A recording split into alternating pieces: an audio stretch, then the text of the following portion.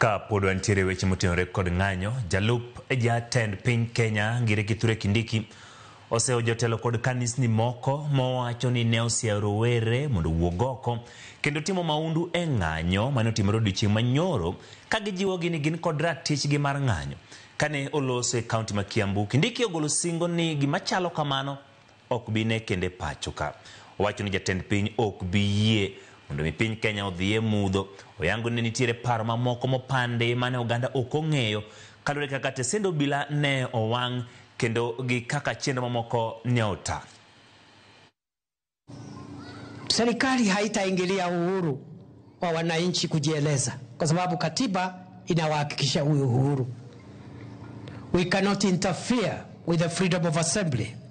We cannot interfere with the freedom of movement and freedom of expression and freedom of the media.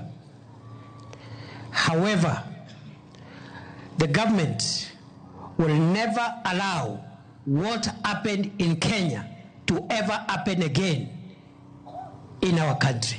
Whatever it takes. Na msiniulize tutafanya nini. We will not sit and watch Kenya burning and descending into anarchy. A country which burns courtrooms, a country which rapes its women, a country that robs innocent businessmen. Lakini kuna makanisa mengine kupitia taarifa zao walichochea vijana.